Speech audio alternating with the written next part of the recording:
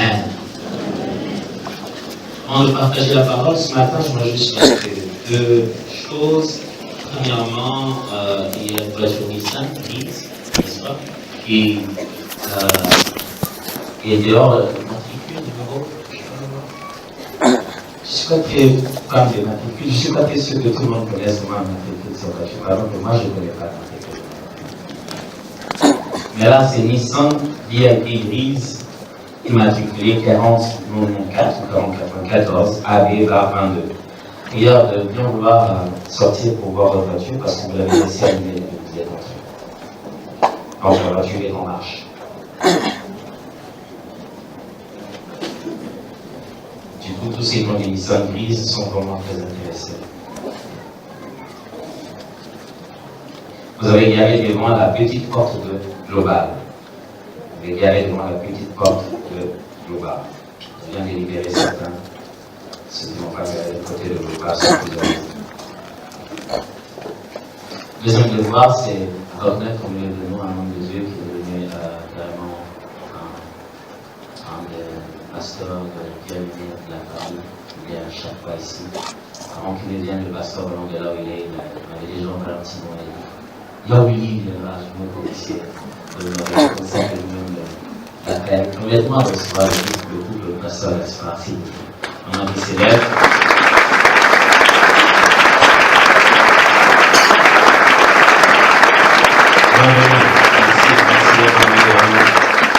Aujourd'hui.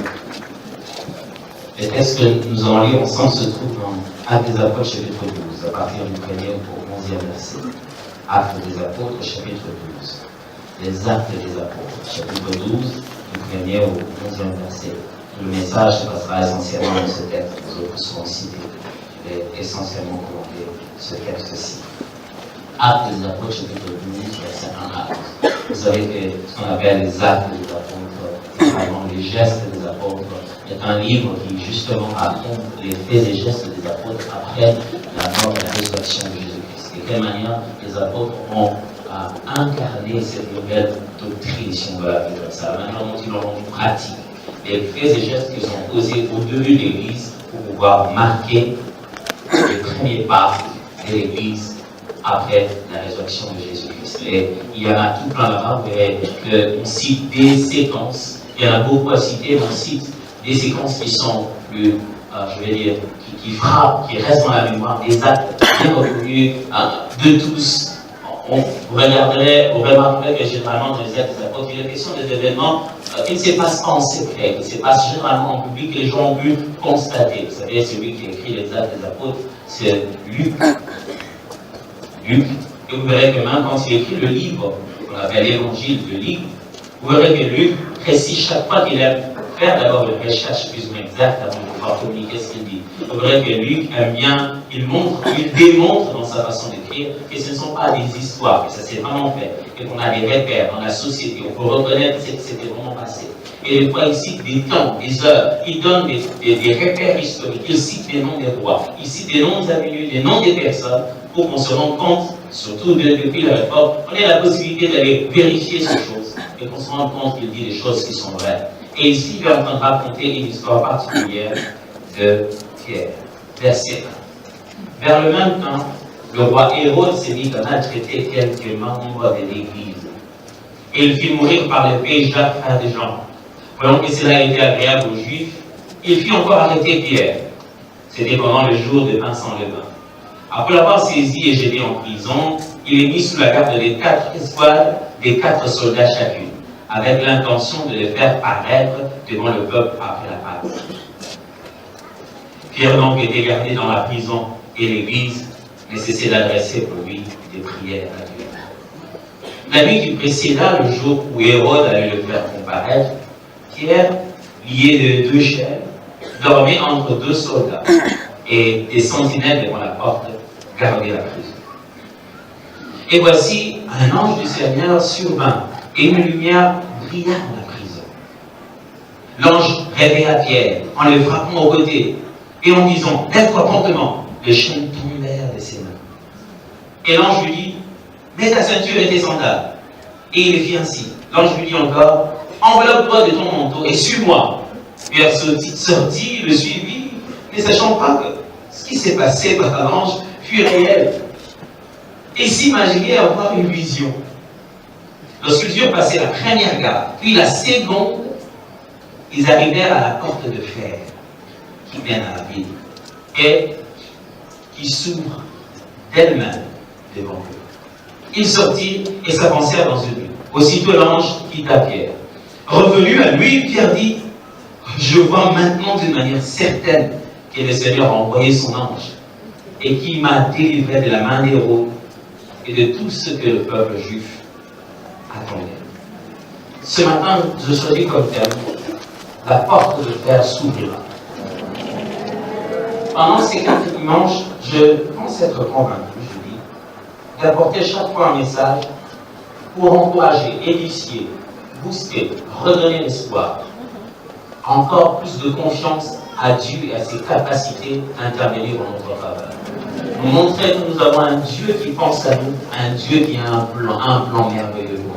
Qu'est-ce que ça vous fait quand quelqu'un vous envoie un SMS pendant la journée et vous dit « J'ai pensé à toi aujourd'hui, j'ai pensé à toi. Oh, tu es tout heureux, tu te dis « Ah, là où il était, il a pensé à moi. » Je voudrais bien vous dire que là où il se trouve, le Dieu Tout-Puissant a des plans merveilleux en votre faveur. Il les a chaque matin. Quand vous vous réveillez ce matin, Dieu pensait à vous.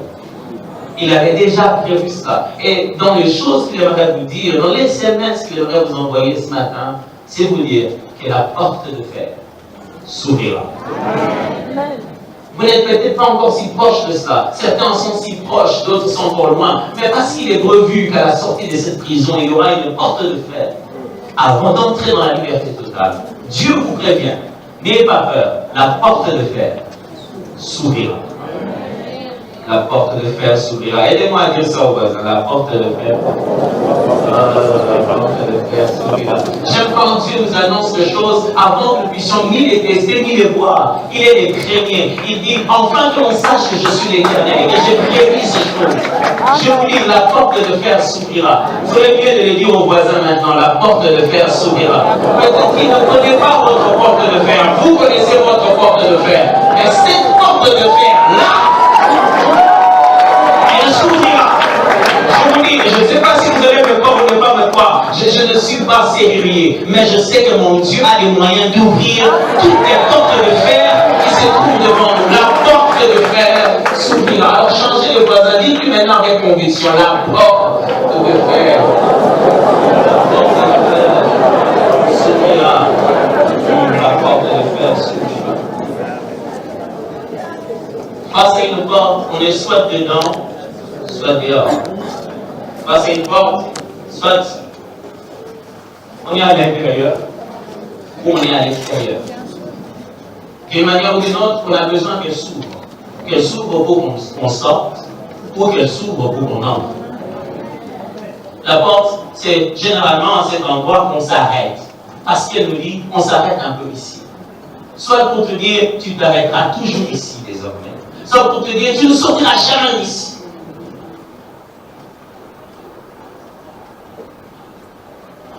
Ce texte se passe justement à l'époque d'Hérode.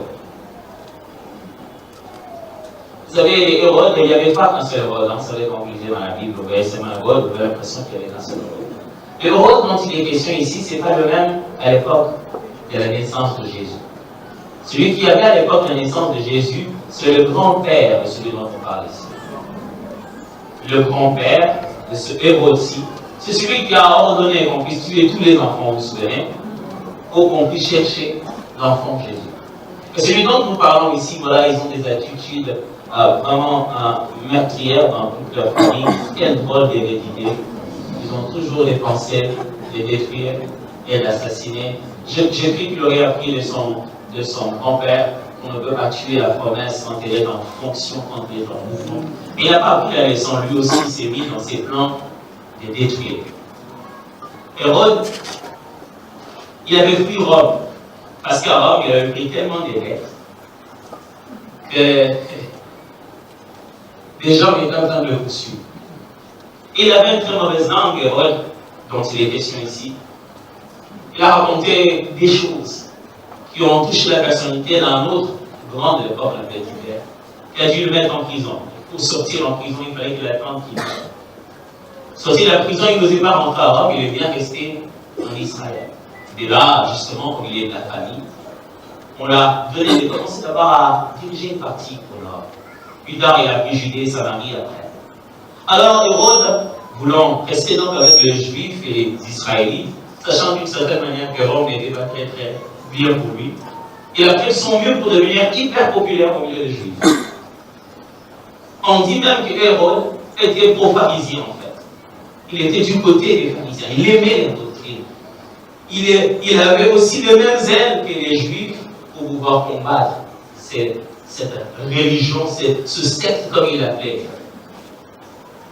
Alors Hérode, justement dans ses idées de pouvoir plaire aux Juifs et de recevoir le plus d'attention et le plus de considération, il a commencé à combattre les chrétiens. Commence d'abord par tuer Jacques. Vous savez, en Israël, il y avait 4 manières de tuer les gens. Et les Juifs, eux, lorsqu'on devait couper la tête par l'épée, c'était l'une des sentences qui était réservée aux hérétiques. Mais ici, n'est pas seulement tué par l'ordre juif, c'est aussi fait par les Romains qui sont en train de diriger à ce moment-là. On a décapité Jacques. Vous vous souvenez de Jacques? Jacques et Jean sont les 2 enfants pour qui la mère est allée voir Jésus. Vous savez, vous devez vous entendre avec votre maman, ou bien ça va faire, vous allez vraiment avoir honte, qu'en plein milieu de tout le monde, à côté de tout le monde, votre maître qui vous apprend à vous tous. Imaginez une équipe de football, votre coach et les autres joueurs. Votre maman vous amène vous deux et dit, monsieur le coach, j'aimerais que mes enfants jouent à la canne. Vous savez que ça fait amener les jalousies, hein? Il dit, j'aimerais que l'un soit capitaine et l'autre soit au numéro 10. Il propose déjà. C'est ce que la maman a fait, elle est allée voir Jésus, il a dit, j'aimerais que mes 2 enfants entrent avec toi, mon père. Lorsque tu vas devenir grand, que l'un soit à ta gauche, l'autre à ta droite. Jésus le regarde et dit, comment ça ne m'appartient pas ces choses? Est-ce qu'ils sont prêts à prendre, à boire la coupe que je vais boire? Christ et lui, justement, ils vont boire la coupe dans tous les cas. Vous ne comprenez pas de quoi il parlait, justement, et il annonçait comment leur vie allait subir aussi le martyre et la persécution. Et là, il est en train de boire la coupe. Ce n'est pas à la droite du Christ sur la terre. Il va chercher cette place de l'autre côté. On vient de couper la tête de Jacques. Il est mort. La Bible dit que Hérode a trouvé que ça pue aux Juifs. Et il dit, ok, vous avez aimé? Oui. Ok, allez me chercher Pierre. On va prendre Pierre. Vous savez combien de fois nous subissons des choses parce que quelqu'un en a juste envie. Dans ton bureau, parce qu'il fait tellement frais, tu es tout à l'aise, que tu oses donner un ordre dont tu ne sais pas mesurer les conséquences. Juste pour faire plaisir aux amis, qui a dit, mon genre aussi je sors. Si je n'aime pas trop ta secrétaire, est-ce qu'elle est incompétente? Non. C'est seulement son visage qui ne te plaît pas, oui. Et tu ordonnes le licenciement de quelqu'un qui nourrit toute une famille. Parce que sa tête ne plaît pas à quelqu'un d'autre qui ne vient que 3 fois l'année. Vous savez combien on peut subir de choses parce que les gens veulent plaire à des gens? Vous savez comment ça peut nous faire souffrir parce que quelqu'un veut gagner juste la confiance de quelqu'un d'autre et il t'expose son martyr? Pierre, tout bonnement, je ne sais pas comment on l'a trouvé. Qu'est-ce qu'il était en train de faire? Monsieur, on a besoin de toi pour faire plaisir aux Juifs, enfin que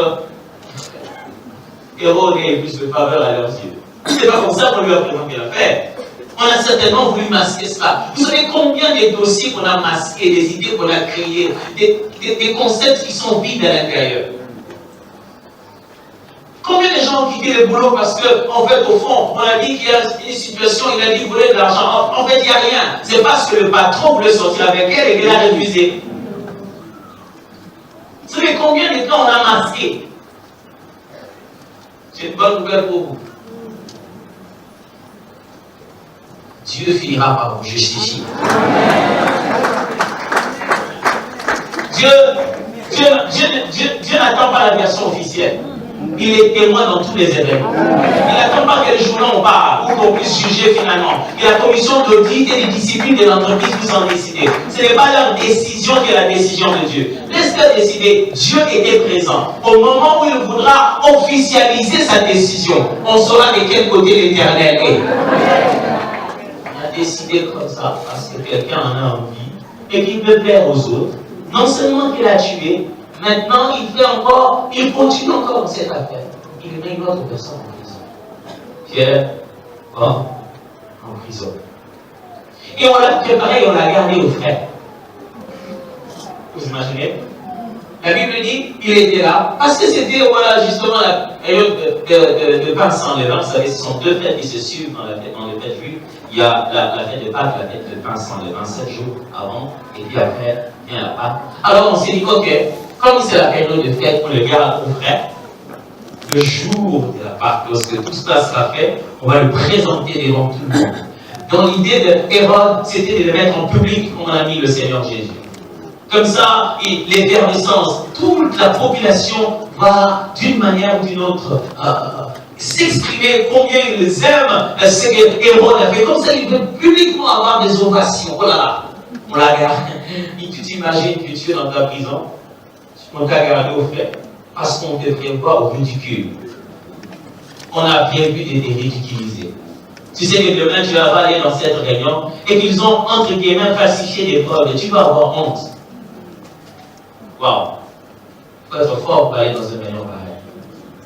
Pierre était là dans cette prison parce qu'on le gardait au frais. Parce qu'on pensait le ridiculiser.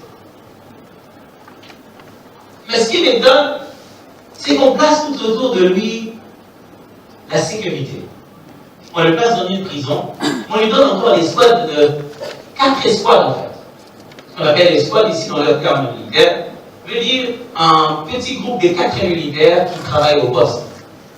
Pour lui seul, on lui a donné 4 militaires multipliés par 4. C'est du fait. Vous êtes très rapide en calcul, c'est très bien. Surtout si le Seigneur vous a promis de l'argent, c'est bien. Mais non seulement ça, 4 fois 4, on a aussi prévu quelque chose que l'on faisait pour certains prisonniers qui étaient reconnus assez dangereux, qui avaient possibilité de fouiller. On a pris des chaînes, 2 chaînes. Une chaîne la main gauche, la main droite, avec la main gauche d'un soldat à côté, la main gauche avec la main droite d'un autre soldat. Il dormait au milieu des soldats, avec des chaînes attachées aux soldats. C'est-à-dire qu'on a diminué toutes les possibilités de s'évader. Wow. On a complètement diminué toutes les possibilités de s'évader. Ce matin, je vais juste vous dire 2 ou 3 choses que le Seigneur va faire justement pour ouvrir cette porte. Et nous allons prier et nous allons quitter cet endroit et aller devenir des témoins de ce que le Seigneur va faire. Mais avant tout, laissez-moi vous dire, c'est quoi justement la porte qui est ouverte? La porte que Dieu va ouvrir. C'est quoi la porte de fer? Qu'est-ce qu'on entend? Qu'est-ce que je veux entendre par la porte de fer ici aujourd'hui? La porte de fer pour votre vie, ça veut dire quoi? La porte de fer, c'est la dernière étape à la délivrance. La porte de fer, c'est la dernière porte à laquelle Pierre a fait face. Il a dépassé première garde, deuxième garde. À la fin, c'était la porte qui donnait à l'avenue, à la grande ruelle. Quand il sort de cette porte, il est vraiment sorti de la prison. La porte de fer peut être pour vous la dernière étape, la dernière personne qui doit signer ce dossier-là. Si lui le signe, tout est fini. La porte de fer peut être pour vous la dernière personne que vous devez voir afin de dire oui à ce mariage. Si cet oncle est d'accord, ça passe. La dernière fois, la porte de fer peut être juste la dernière étape, le dernier bouton où il faut presser, le dernier oui qui doit être dit, la dernière personne qu'il faut voir, les derniers alliés dont on a besoin pour tout de suite accéder à une autre dimension de la destinée. La porte de fer peut être cette chose que tu dis à tout le monde, si on me donnait seulement ça, je ferais de grandes choses. La porte de fer, c'est justement cette dernière étape. J'ai déjà passé plusieurs étapes.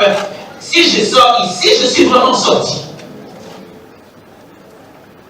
Si je sors, je suis vraiment arrivé. Si seulement je peux avoir ce numéro-là, si seulement ce monsieur-là peut parler, si seulement ce dossier-là peut être signé, si seulement cet homme-là peut m'appeler, c'est cette dernière étape, cette dernière chose qui doit être faite afin de vous permettre d'accéder aux promesses que Dieu vous a données. La porte de fer, c'est la personne clé pour votre situation. C'est seulement oui, c'est seulement la porte porte de fer. C'est peut-être aussi ce genre de limite professionnelle qu'on nous donne. On t'a mal jugé, on croit que tu es tellement bon à courir, aller à gauche, à droite. Si seulement un jour on pouvait me donner l'opportunité d'exercer dans le domaine de mon diplôme. Êtes-vous déjà arrivé dans une entreprise et vous vous sentez mal placé? C'est comme si on ne vous a pas vraiment affecté là où il se doit. Je peux conduire, oui, mais je ne fais pas que ça. J'ai autre chose. Et si vous mettiez ailleurs, vous allez vous réjouir de m'avoir. La porte de fer peut être justement ces chefs qui ne savent pas vous voir autrement que la manière dont vous êtes maintenant. Qui ne savent pas voir en vous un plus gros potentiel. Si seulement vous pouvez me donner un seul jour, jouer l'intérim pendant 2 jours. C'est toutes ces choses qui représentent les portes de fer. Et Dieu dit, la porte de fer s'ouvrira. C'est à vous de vous rendre compte maintenant de ce qui va se passer. Ce qui va se passer, c'est que le numéro que tu cherches, tu l'auras. La signature que tu attends, elle va venir. L'argent que tu vas avoir, le capital que tu vas avoir, va venir. Ça veut dire que les gens qui ont proché gigantesque. Mais c'est une histoire de capital. Si c'est ça ta porte de fer, j'ai une bonne nouvelle pour toi. Cette porte de fer, elle va s'ouvrir. Oh, Dieu, il est fort en matière d'ouvrir. Une fois, ce n'était pas une porte de fer, c'était de l'eau. Est-ce qu'on ouvre de l'eau? Mais parce qu'il voulait frayer un chemin, pendant que les gens voyaient de l'eau, ils voyaient des possibilités d'ouvrir. Si Dieu peut ouvrir de l'eau, boulevard souterrain, on marche à pied ferme, à pied sec. Vous savez, beaucoup de boue, ça allait ralentir leur marche. Je ne sais pas ce qui se passe, mais la Bible dit que mais c'était à pied sec. C'était sous l'eau et il n'y avait pas de boue. La terre qui a sous l'eau elle est déjà tellement mouillée qu'elle est. Il marchait dessus, on ne peut pas tenir longtemps. Mais ce peuple devait marcher avec des chars et des animaux. Imaginez-vous combien de jours ça allait les prendre de traverser. Ça allait prendre des heures, de longues heures. Non seulement qu'il y a eu un miracle d'ouvrir les eaux, il y a un miracle de sécher aussi le pouvoir. La porte de fer là, elle va s'ouvrir. Hérode a prévu des choses. Il a prévu tellement de choses. Il a prévu 16 personnes. Vous imaginez, 16 personnes faisant la garde. 2 personnes à côté de lui. Et devant la porte, il y a la garde. Et il y a 2 autres gardes avant d'arriver à la porte de fer. Waouh. Je vais vous montrer 16 personnes. Vous je vous ai deux. J'ai besoin de 16 personnes. J'en ai déjà vu là. Et chacun son tour. Vous mettez vos bras. Vous mettez vos bras. J'ai besoin de 16 personnes. Pas de 16 choristes. Personne vient. Oh, gloire. Viens ici. Pour toi ici. Besoin de 16 personnes. Vraiment. Viens. Oh, fantastique. Voyez-moi 16 personnes qui ressemblent au moment à des soldats. Ah, fantastique. Viens. Mets-toi là-bas. Oui, là-bas. Ah, montez-les. Je vais pas en avoir 18. Ah, voilà. J'en ai encore 2 ici. Bien, voilà. Ça, c'est les 100 pour un soldat. Il m'en reste combien? Il m'en reste combien? J'en ai combien? Il me reste 7. C'est-à-dire qu'il me reste toi qui vas faire le compter. Viens. J'ai besoin de 7 personnes. Voilà, il y en a. Ok. Viens. Oh, on n'a jamais donné de prêcher dans cette église. On va prêcher avec toi aujourd'hui. Et toi là, Viens, toi ici, derrière, juste là. Il m'en reste encore. 5. Voilà, il y en a encore, voilà. C'est difficile que les sœurs viennent par elles-mêmes. Voilà, merci. Tiens, juste là. Voilà, viens.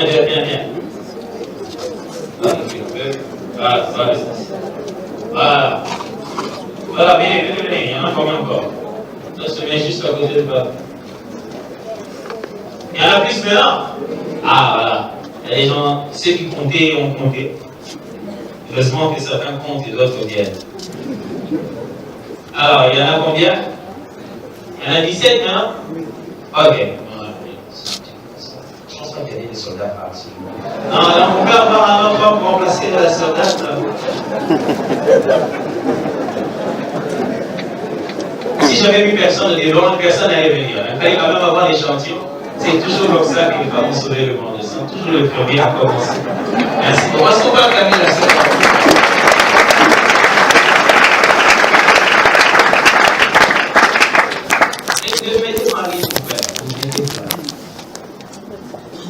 Alors, une seule personne avait autour de lui 16 autres personnes équipées. Pierre n'était pas un criminel et professionnel. C'était juste un pêcheur de poissons.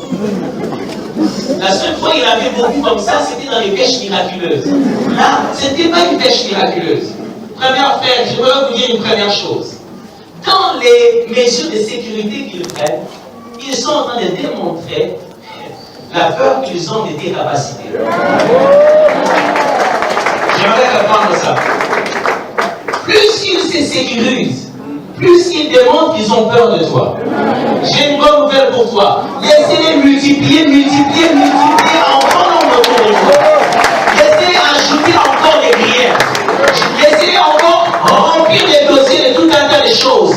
S'ils veulent creuser si profondément, c'est parce qu'ils savent que tu es géant. S'ils veulent creuser profondément avant de jeter dedans, c'est parce qu'ils connaissent la véritable taille. Je voudrais te dire ceci, le nombre de tous ceux qui t'entourent sont en train de témoigner ce que tu as au-dedans de toi. Je suis le seul à ne pas le voir, mais au-dedans de toi, tu vois 16 soldats équipés. Je dis ceci, tu vois 16 soldats équipés, préparés, entraînés. Moi, tu ne le sais pas, mais eux, ils le savent.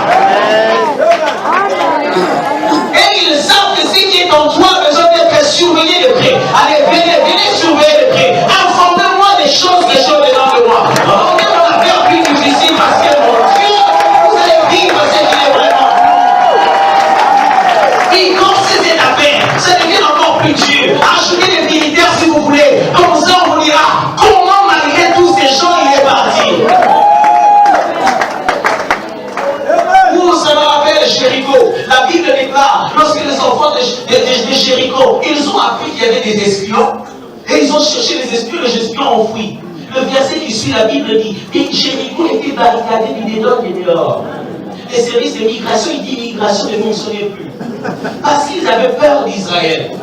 Je veux te dire une chose, le combat et les mesures que prend l'adversaire démontrent comment il a peur de toi. Tu es le seul à ne pas savoir qu'il a peur. Vous savez, quand vous êtes dans le noir et qu'il n'y a plus de lumière, il n'y a rien, vous entrez comme ça. Ça arrive très souvent ici à Kinshasa. Quand il n'y a pas de lumière, quand tu es dans le noir, quand il ne s'attendait pas à rencontrer quelqu'un, avant quelqu'un, il crie très fort. Nous sommes sur la terre, normalement, il faut qu'on l'amour.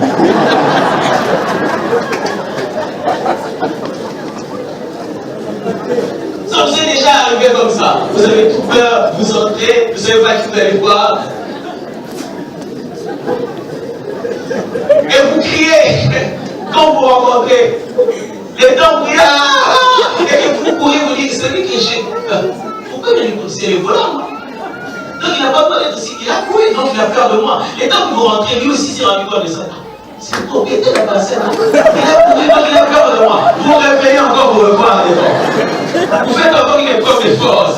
J'ai une bonne nouvelle pour vous. Ils ont peur de nous à un point où vous n'avez pas idée. Ils ont peur, ils ont engagé 16 soldats pour moi seul. Je ne sais pas si quelqu'un entend ça. Ils ont tellement peur qu'ils se refusent eux-mêmes de sortir. Les hommes de Jéricho ne sortaient plus. Le commerce était interrompu. On n'exportait plus, on n'importait plus. On avait seulement peur d'une seule chose. Vous qui avez des longs murs, vous qui avez les moyens de vous protéger, pourquoi vous avez peur d'un peuple? Ils n'ont envoyé que deux options. Pourquoi tous ces niveaux de sécurité? Pourquoi vous êtes allé accuser chez... Vous avez déjà subi ça. Vous avez l'impression que ça fait monter. Il est en train de chercher de plus en plus des alliés. Le nombre d'alliés est en train de démontrer ta force de frappe. Laissez-les devenir 16, 17, 18. C'est toi qui ne sais pas qu'avec un petit caillou, tu peux renverser les colliers. Goliath était des gens géants, mais il était encore suréquipé. Et David était encore tout petit et il était sous-équipé. Mais cela n'a pas empêché à sa petite pierre d'écraser tout ce que Goliath avait. J'ai une bonne nouvelle pour vous. Malgré 16 personnes autour de vous, malgré 16 personnes, vous sortirez de cette affaire et personne ne va le dire. Dieu vous fera sortir de cette affaire. Je crois même pour vous, malgré le nombre de personnes qui vous entourent, même si les cercles est fermé, Dieu viendra va trouver un moyen. On ne va pas rompre les cercles, mais moi je dois sortir. Écoutez-moi bien, lorsque vous êtes encerclé, il n'y a pas d'issue si ce n'est ce qui vient d'en haut. Le seul moyen de pénétrer un cercle, c'est de venir d'en haut. Je vous annonce que au ciel, il a prévu quelque chose pour pouvoir vous faire sortir de ce système. Vous êtes-vous déjà senti comme ça? Déjà un peu malade, mais il y a encore l'oncle qui est malade. Ce n'est que $200, mais on me dit qu'il faut contribuer pour l'anniversaire de la petite sœur. Et puis, comme si ce n'était pas fini, on me dit encore que non, le loyer va monter de $50. Comme si ce n'était pas tout, ce matin-là, je vais jamais avec ma femme. Et puis, le matin, dès que j'arrive, je trouve que la chaise de mon bureau est cassée. Le temps de sortir pour aller demander qu'est-ce qui s'est réellement passé le jour où je m'y attendais le moins. Celui qui est chargé de logistique, mais m'avoue qu'il ne m'a jamais aimé. Comme si ce n'était pas tout, le chef vient d'appeler pour dire qu'il va avoir une visite surprise dans 2 heures. Et l'email que je croyais qu'on avait envoyé, on m'a dit qu'il y avait un problème de connexion. Peut-être qu'il peut en avoir plus de 16, mais je dois sortir de cette affaire. Je ne sais pas si je parle à quelqu'un, mais je l'ai déclaré. 1, 2, 3, 4, 5, 6, 7, 8, 9, 10. Autant de personnes qui vous embêtent autour de toi. Autant de problèmes qui vous embêtent autour de toi. Dieu te sortira de cette affaire. Merci, merci. On peut acclamer les militaires qui sont morts.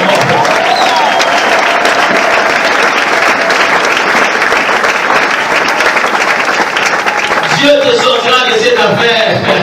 Tu ne seras pas, mais il te sortira de cette affaire. Bien entouré qu'il était, il est en train de sortir. Ce qui m'étonne, c'est qu'on avait prévu de l'exposer le jour d'après. Mais à la veille du jour où on avait prévu de l'exposer, c'est ce jour-là que l'Esprit va venir. Lui, le temps qu'il sort, il dit, oh, mais moi, je vais retourner à délivrer de tout ce qu'on avait promis contre moi. Après, ça m'a fait un peu Aman. Et là, on bouge. Il avait déjà, Aman lui que Aman, il avait déjà prévu un endroit où il allait le clouer. Un poteau, il allait exposer ma bouche. Mais quelques temps juste avant, le moment qui était prévu de pouvoir ridiculiser ma bouche, les choses ont changé. Juste la nuit, là, les choses ont changé. Écoutez-moi, frères et sœurs. Nous savons un Dieu qui peut le faire même à la seconde près. Vous avez déjà essayé sans s'ouvre pas? Même en sortant au bureau du Seigneur, je vais pas, mais cette porte ne s'est pas ouverte. Vas-y. Assieds-toi, le Seigneur, c'est pas ouvert. Commence la réunion, vas-y. Quelquefois, l'eau ne se change pas en vin là où on l'a vu. C'est seulement l'ordonnateur de la fête qui est vas-y. Mais à la veille, juste le moment où on pensait que demain matin on va le ridiculiser, à la veille, l'ange de l'Éternel te visitera. Amen. Pourquoi Dieu veut-il ouvrir la porte? Comment va-t-il faire cela? Il va envoyer un ange. Il y a une différence entre l'envoi de l'ange et la conduite de l'esprit. La conduite de l'esprit, c'est une conviction intérieure de la direction que Dieu nous donne. Mais la venue de l'ange, c'est un élément extérieur de la providence de Dieu. Ce dont je suis en train de vous parler ici, ce n'est pas que Dieu va vous donner une idée. Dieu va vous envoyer quelqu'un.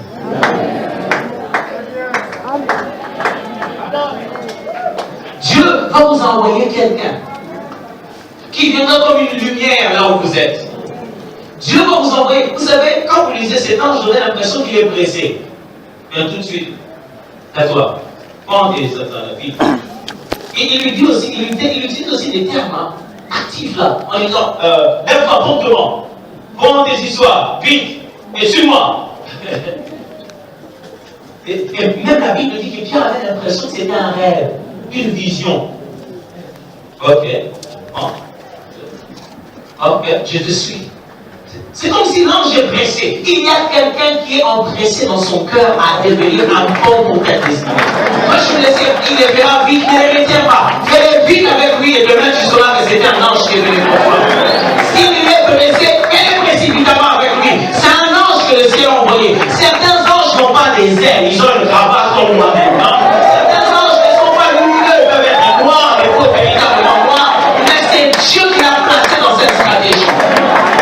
Il y a même des anges qui viennent comme des corbeaux. Écoutez-moi bien, je vois bien ici qu'il y a des envoyés que Dieu envoie comme un corbeau. Les corbeaux. Qu'est-ce que je dois faire avec un corbeau? Animal impur. Mais quand tu as guéri, tu as besoin d'un corbeau. Je suis en train de vous dire que l'ange qui viendra, ce n'est pas nécessairement qu'il sera un ami. Ce n'est pas nécessairement que vous aurez de bonnes relations. Mais s'il vient précipitamment pour votre bonheur, sachez qu'il a reçu un ordre du ciel pour vous sortir. J'ai une bonne nouvelle pour vous. Si vous ne savez pas vous sortir de là, Dieu enverra quelqu'un pour vous sortir de là. Oh oui, Dieu enverra quelqu'un. Il en a suffisamment pour en envoyer un. Chaque fois, je disais à ma femme, chaque fois qu'on est buté à un problème ou à quoi que ce soit dans notre couple, ah, vraiment, pourquoi vraiment le Seigneur ne fait pas passer ici? J'ai dit à ma femme, j'ai dit, tu vois, chaque fois que Dieu nous demande de faire une chose, que nous obéissons. Il demande de donner quelque chose à quelqu'un, nous devons. On a des sacrifices bizarres, le truc qu'il faut qu'on ne pensait jamais le faire. On le fait. Quoi que ce soit que nous avons entre nos mains, nous donnons. Quand Dieu donne l'ordre, je crois que Dieu a une autre personne qui obéit comme moi. Et cette fois-ci, il lui donnera l'ordre d'obéir en ma faveur.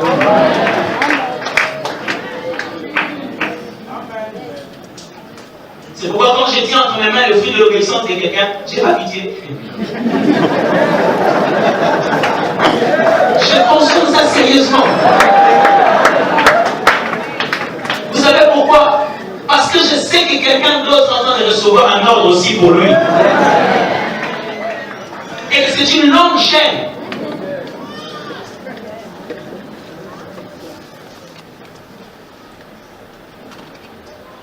La Bible dit ceci.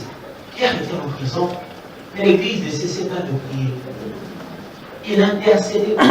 Je vais vous dire encore une autre chose que Dieu va utiliser pour pouvoir ouvrir la porte. Quelqu'un intercédera pour vous. Écoutez-moi très bien. Si vous voulez vous assurer que quelqu'un prie en votre faveur, priez toujours en faveur de quelqu'un. Cette vie chrétienne égoïste, on n'a pas le temps de citer une phrase, de penser un seul instant en faveur des autres. On pense que lorsqu'on aura tout eu de ce qu'on demande à Dieu, alors on sera en position de demander aux autres. Ça, c'est pas bien. Il était souverain sacrificateur. Il a mêlé jusque dans les saints des saints les problèmes des autres. Mais sa femme à la maison n'avait pas d'enfant. Zacharie s'appelait. Le peuple était dehors, chacun en train d'attendre de sortir et dire Shalom Aleichem, que la paix soit avec vous, vos péchés sont pardonnés. Mais au fond de lui, il avait aussi ses propres défis. Sa femme Élisabeth n'avait pas d'enfant. Il n'est pas allé au sein des saints pour lui. Il était allé au sein des saints en faveur du peuple. Mais là, le jour où il est allé en faveur du peuple, l'ange de l'Éternel l'attendait. Pas avec un message pour Israël, mais avec un message pour lui. Amen.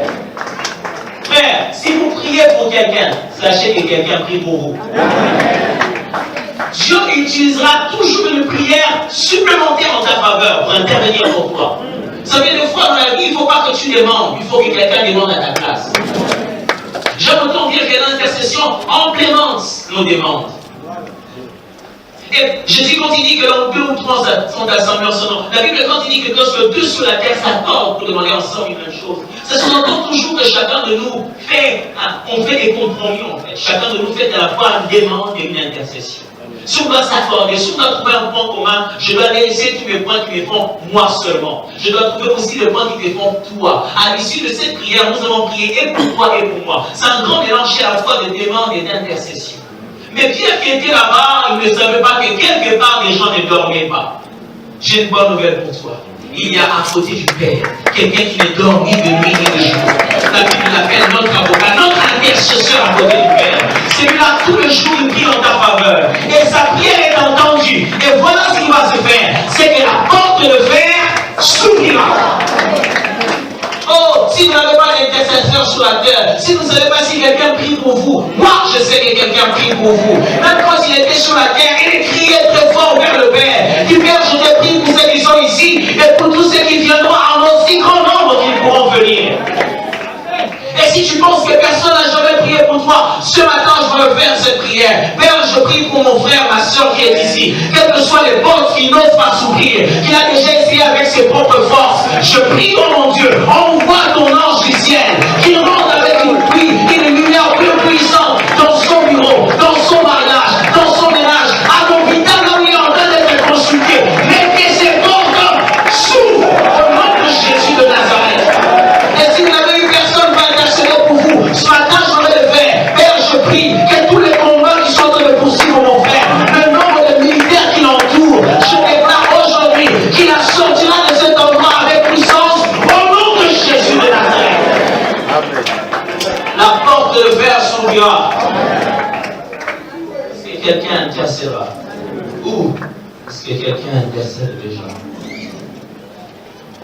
Quelqu'un intercède déjà. Vous savez, elle me dit, Pierre croyait que c'était un rêve. Quand Dieu vous visite, vous avez l'impression que c'est un rêve. Il pensait avoir une vision.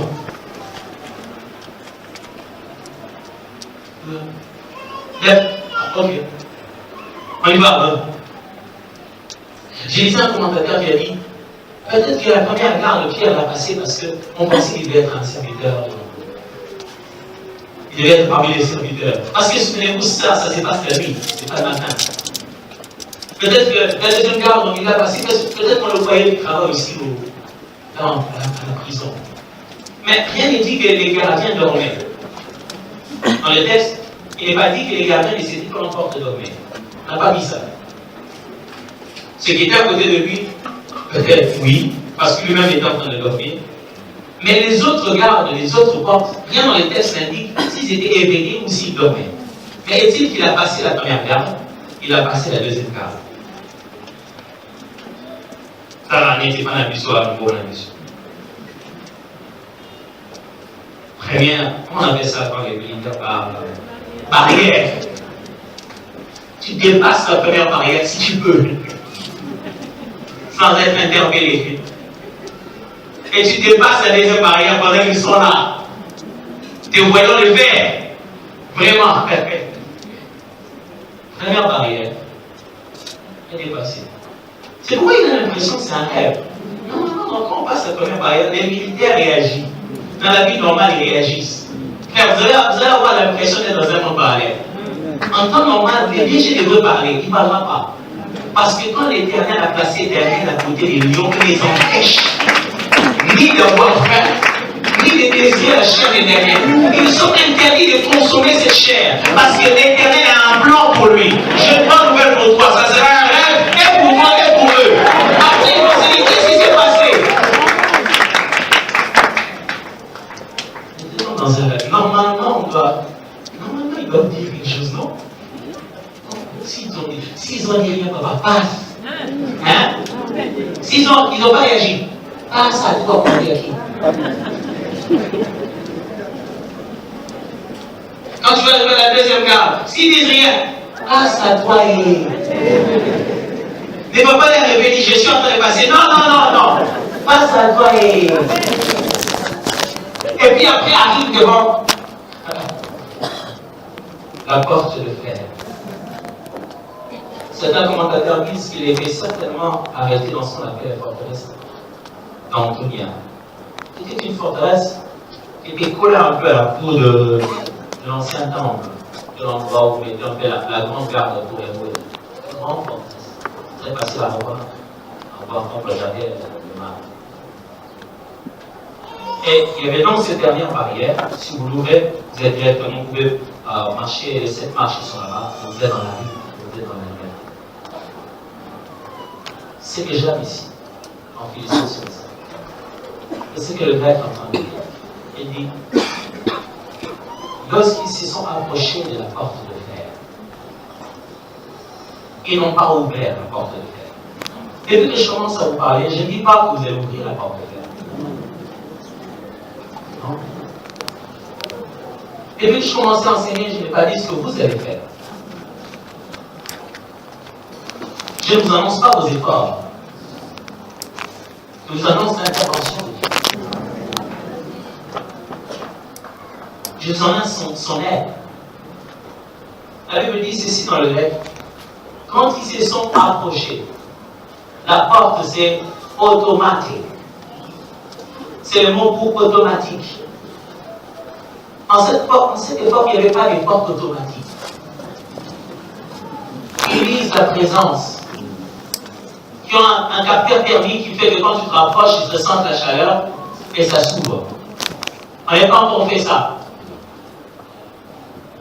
Mais les termes qui est utilisé en grec, c'est les termes pour dire les portes actuelles. Si vous allez dans les grands hôtels, et ainsi de suite, et vous vous rapprochez comme ça, la porte vous voit venir en fait. Si on vous voit venir, le capteur thermique fonctionne au point, la porte s'ouvre. C'est ce que les Grecs sont en train d'utiliser là-bas. La Bible dit, quand ils se sont approchés, la porte a reçu l'information de les laisser partir. On n'avait pas brisé cette porte. Je répète. On n'a pas brisé les portes, c'est pas comme ça que les sérieux venir pour constater. La police scientifique est venue voir les infractions qui étaient faites pour élever les empreintes. Il n'y avait pas des empreintes. On n'a pas forcé la porte. La porte a reçu l'ordre de s'ouvrir automatiquement. Depuis que je suis là, je ne sais pas si vous me comprenez. Mais je vous annonce un Dieu qui va le faire automatiquement. Dans la pensée automatique, il y a le fait que l'effort est réflexif. C'est-à-dire la chose elle-même fait ça automatique.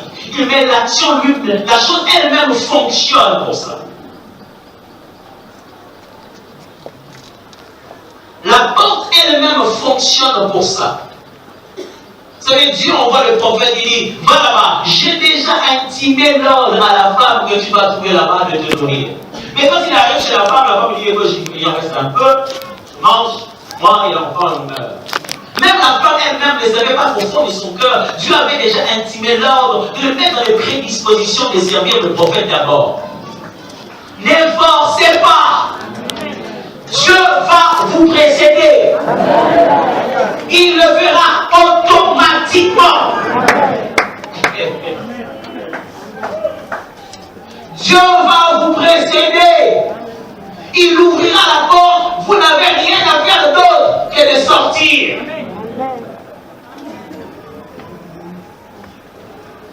Ce que je suis en train de vous annoncer ici, ce n'est pas le fait que vous allez faire les 100 pas devant le bureau de cet homme en disant la porte finira par s'ouvrir, la porte finira par s'ouvrir. Non, quand vous arrivez devant le bureau, la porte s'ouvrira. Je sais que c'est très difficile à croire, hein? C'est irréel, n'est-ce pas? Justement, c'est toute cette prédication. Quand il n'était pas encore sorti, c'est irréel. C'est quand il est arrivé dehors, il dit, je vois maintenant. Maintenant, je vous parle d'une chose qui semble être juste un bon évangile pour pouvoir encourager le peuple, le petit peuple qui ne comprend pas la manipulation des prédicateurs de l'évangile.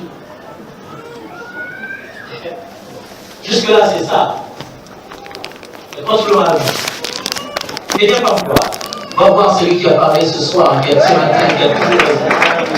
Va voir celui qui ne mange jamais. Va voir celui qui envoie sa parole, qui ne laisse jamais revenir sans avoir apporté sa vie. J'ai une bonne nouvelle pour toi. Les portes ont déjà reçu l'ordre et elles t'attendent. Quand tu vas arriver à côté de cette porte, elles s'ouvrira. C'est toi, c'est quand on n'a pas dit que la porte s'est ouverte, quand ils sont venus, ils l'ont trouvée ouverte. Non. Ils ont progressé vers la porte. Quand ils sont alors arrivés devant la porte, automatiquement. Toi, avance vers la porte. Toi, avance vers ces défis. Toi, fais confiance à l'Éternel qui marche avec toi.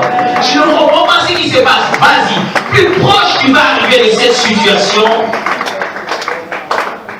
la situation elle-même a reçu l'ordre de s'ouvrir. Mais peut-être que tu es ici ce matin. Toutes ces bonnes choses, elles sont merveilleuses et c'est incroyable. C'est très bien, la porte va s'ouvrir. Mais je dois vous dire que ce programme est un programme exclusif que Dieu n'a prévu que pour ceux qui ont le Fils en eux. C'est seulement, je suis en train de te parler des moyens de secours qui sont prévus dans l'armée divine pour secourir ceux qui sont porteurs de l'évangile.